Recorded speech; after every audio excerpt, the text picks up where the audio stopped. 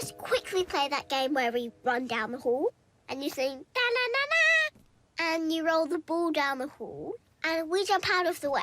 Oh, you mean Raiders? Yeah, Raiders! Yeah, Raiders. All right. Maybe a quick game. Today, we travel in search of fortune and glory to take a look at the history of Indiana Jones at the Disney theme parks all across the world. We will also take a look at some of the merchandise connected to these attractions. That belongs in a museum! For over 30 years, Indiana Jones has had a presence at the Disney parks, but this story begins over 40 years ago in 1981. After the success of Star Wars in 1977, George Lucas was looking to work on his next project based on the old Saturday matinee serials. A story about an archaeologist looking for artifacts with a paranormal twist to them. This story would be called Raiders of the Lost Ark. Lucas shopped the movie around to different studios, with each one passing on it, until the movie was brought to Paramount Studios and the then president and CEO Michael Eisner. Paramount greenlit the movie, and that started a relationship that would transcend the movie studios.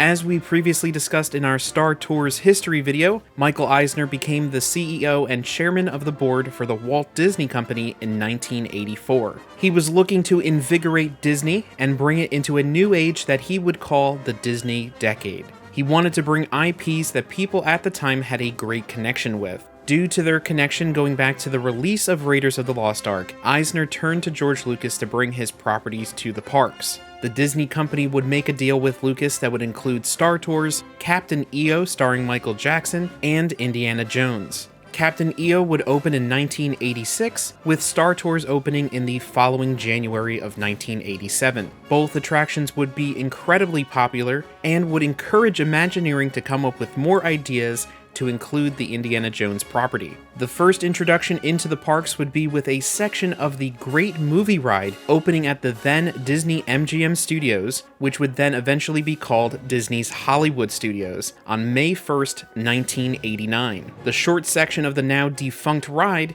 would bring us to a scene of Indy and Sala exhuming the Lost Ark. The ride would close on August 13th, 2017, to make way for Mickey and Minnie's Runaway Railway. About 3 months after the original park opening, the Indiana Jones Epic Stunt Spectacular would open on August 25th, 1989. In a theater that can seat up to 2,000 guests, the show recreates famous scenes from Raiders of the Lost Ark, along with giving a peek behind the scenes on the stunt work that goes into them. The show was directed by Glenn Randall, who was the stunt coordinator on Raiders of the Lost Ark and the Temple of Doom. The show was the first theme park attraction to use a computer-based show control system to trigger events throughout the show's runtime.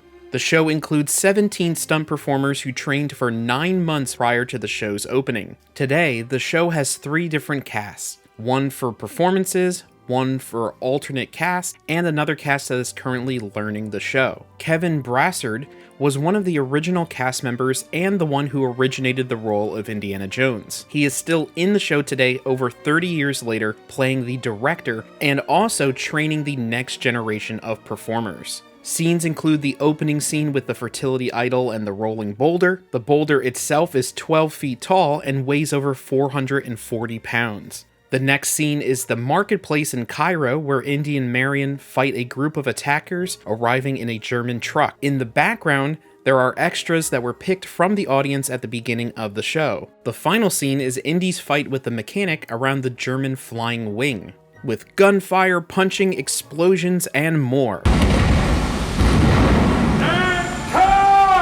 Overall, the show is 30 minutes in length and has around 5 shows daily.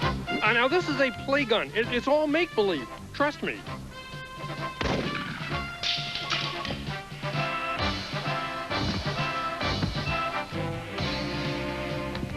Oh, come on! And they say I overact! On August 14th, 2010, there was even a special event called Raiders of the Lost Jedi Temple of Doom, a fan film of epic proportions. It was to celebrate the closing of the original version of Star Tours. It brought together Indiana Jones and Han Solo, along with other Star Wars and Indiana Jones characters. The Stunt Show is still the longest running original opening year attraction at Hollywood Studios. I even have in my collection a pennant flag from the opening year of the show. The Stunt Show did have its fair share of merchandise like t-shirts, pins, costume props, and even this exclusive G.I. Joe from 2004. With the Stunt Show being a massive success, Disney put their eyes on the West Coast with Disneyland.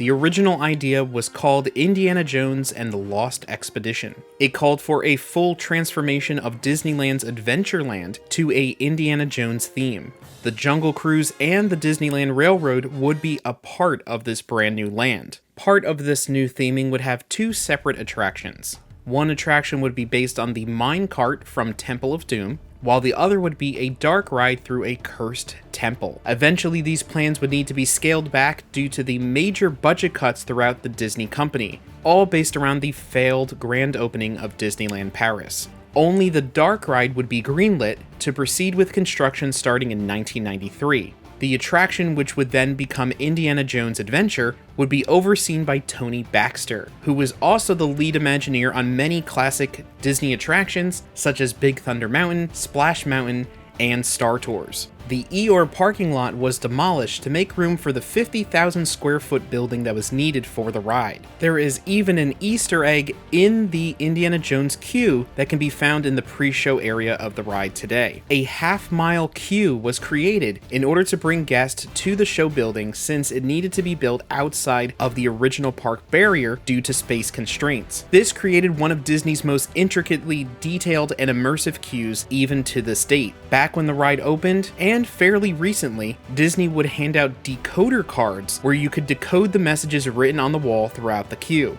For the ride itself, Imagineers would create the Enhanced Motor Vehicle, or EMV, a first-of-its-kind attraction vehicle. It is a motion simulator that has been mounted on a wheeled chassis. The vehicle can go up to 14 miles per hour on a slotted roadway. While the motion simulator functionality can create a more realistic feeling like the car is moving. The ride's story takes place in 1930s India, with the guests entering the Temple of the Forbidden Eye. The temple god Mara offers visitors one of three gifts: earthly riches, eternal youth, or visions of the future. As long as they do not look into the eyes of the idol, that would be dangerous.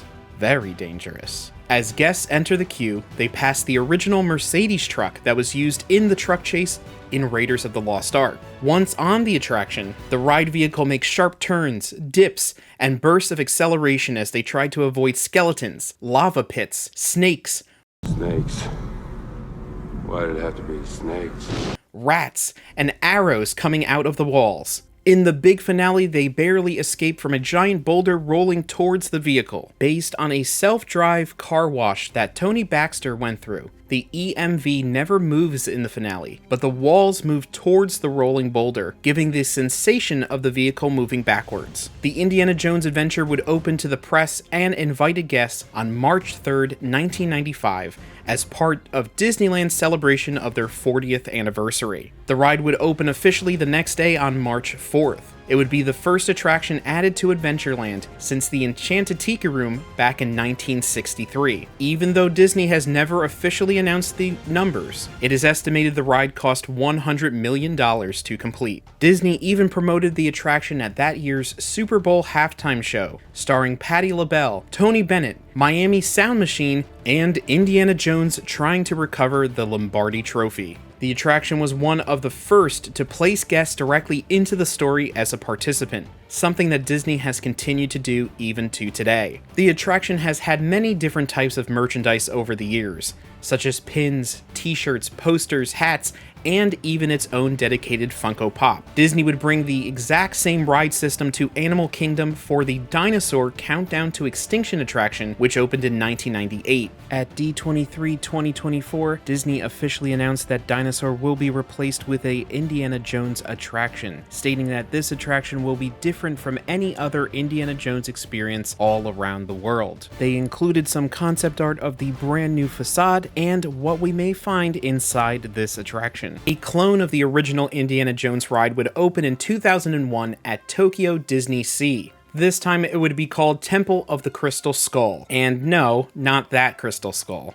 Instead of taking place in India, this version of the ride takes place in Mexico in the 1930s. Indiana Jones is searching for the Fountain of Youth, while the Crystal Skull takes its place of Mara in this version of the ride. Over in Disneyland Paris, they have a roller coaster attraction named Indiana Jones and the Temple of Peril. It opened on July 30th, 1993. Inside the temple, guests board a mine-car-styled vehicle. Temple of Peril was the first Disney roller coaster to include an inversion. In 2000, the ride was reconfigured to go backwards. The ride would remain that way until 2004. Indiana Jones would continue to have a presence in the Disney parks from promotional events, anniversary celebrations, and more. Even today, the Indiana Jones Stunt Show and the Indiana Jones Adventure are considered the prime example of the retrospective attraction types. I personally feel that Indiana Jones Adventure is the best ride at Disneyland for its overall theming, atmosphere, and ride experience. Disney has continued to improve their ride systems and innovate the industry, but it all still comes back to these original attractions. After over 30 years of Indiana Jones attractions across the world, the popularity has only continued to grow. Do you have a personal favorite out of these attractions? What other attractions would you like to see us cover here on our channel? Help our channel grow by liking this video, subscribing to our channel, and hitting that bell notification to be notified when we post brand new content. Thank you so much for watching, and as always, keep on collecting.